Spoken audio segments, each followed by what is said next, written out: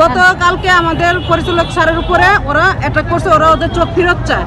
আমরা কিভাবে তাদের চোখ ফেরত দেবো আপনারা বলেন? তারা আন্দোলনে গেছে, তারা গুলি খাইছে। আমরা গত 10 মাস যথেষ্ট পরিমাণ তাদেরকে চিকিৎসা সেবা এবং অনেক আপ্যায়ন আদরে রাখছি।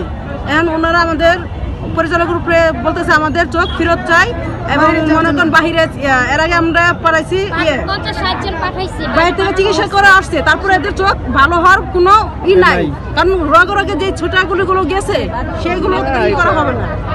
এই জন্য কালকে আমাদের অফিস ভাঙ্গা একরকম চুরমার করছে। কালকে না, ওটা সব সময় কথা। আমাদের সাথে একটা মহিলারে মাইরে এভাবে করছে, ওই মহিলাটা ওদের এখানে ডিউটি করে, এটা কি তাদের উচিত না? আমরা ক্লিনার পরিচ্ছন্ন কর্মী, ওই মহিলাটা মাইরে যে কততে নিয়ে গেছে কততে ভর্তি করে, এটা কি উচিত? ওদেরকে 10 মাস সেবা করে, ওদের কাছে করে, ওদের মহিলা বানাইতেছে, ওদের বাথরুম লইতেছে, ওদের সবই করতেছে।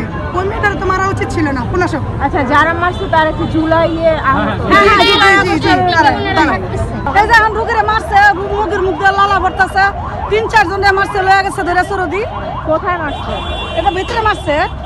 আমার ছেলের ভিতরে থাকে, আমার ছেলে থাকতে এটাতে একটা ছেলেতে চোখ আসতে। আমার কথা হচ্ছে কি, না ওরা সবাইকে বুঝা নিতে দেবো, তাদের উচিত জিগাইবো যেন তোমরা কি করছো, কি সময় কোন কারণে তোমরা লড়াই করছো, আমাদের জিগে দেবো।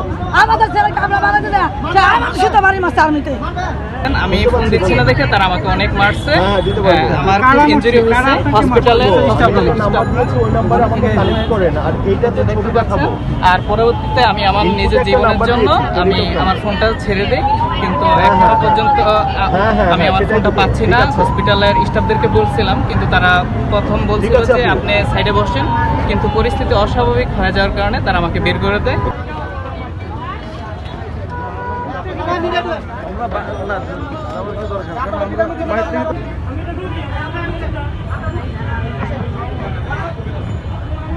কিন্তু আমাদের রক্তের উপরে দাঁড়িয়ে যারা স্বরাষ্ট্র উপদেষ্টা হয়েছে, এই স্বাস্থ্য উপদেষ্টা হয়েছে, ওদের কারণে আজকে আমাদের চিকিৎসা অবহেলা হচ্ছে। যারা যেন আমলা জটিলতার কারণে সচিবরা বসে রয়েছে, ওরা ডক্টররা চিকিৎসা করবে কি? ওদের আমাদেরকে রেফার দেওয়ার পরেও স্বাস্থ্য উপদেষ্টা মহোদয়কে আজকে কি হয়েছে সকাল থেকে? আজকে এই যারা বিষ পান করছিল আহতরা, বিষ পান করার পরে এখানে যে সাধারণ রুগী ছিল, ডাক্তাররা মানে সরকারি কর্মকর্তা যারা আছে এরা ধর্মঘট চিকিৎসা মানে তারা করবে না। মানে আমরা আহতরা বিষ খাইছে বা রাগান্বিত অবস্থায় ছিল, মানে চিল্লাপাল্লা করছে, এর জন্য তারা এই যে ধর্মঘট ডাকছে, মানে তারা ধর্মঘট ডাকছে, মানে কোনো চিকিৎসা করবে না। এই কারণেই মানে পরে আহত 2-3 জন মারার হাসপাতালের কর্তৃপক্ষ মানে কয়েকজন মারার পরে এই যে বিশৃঙ্খলা সৃষ্টি হয়েছে। সাধারণ রুগীরা মারার পরে আহতরা আয়া জিজ্ঞাসা করলে আহতরা মারছে।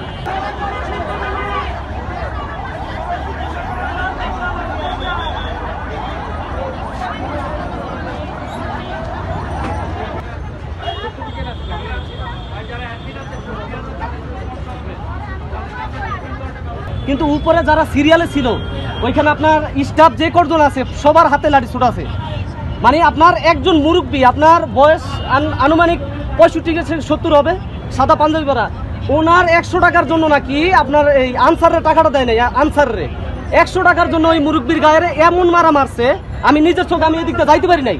ওই মুরব্বীরা যা মারা মারছে এইটার কেন্দ্র করেই মারছে ওনারা। আমরা গেটে গেছি, আমরা রিপোর্ট আনতে গেছি, রিপোর্ট আনতে যাই কোনো কর্মচারী নেই হসপিটালে। এখন এই ছেলেটা বলতেছে যে আপনারা সরকারি বেতন পাবেন, আপনারা তো ধর্মঘট করলে আপনাদের আল্লাহ বেহেশত নসিব করবে। কিন্তু আমরা যে রুগী বিদেশ থেকে আসছি, দেশের বাড়িতে বিভিন্ন দূর দূর থেকে আসছি, আমরা কি করি? আমরা চিকিৎসা পাবো?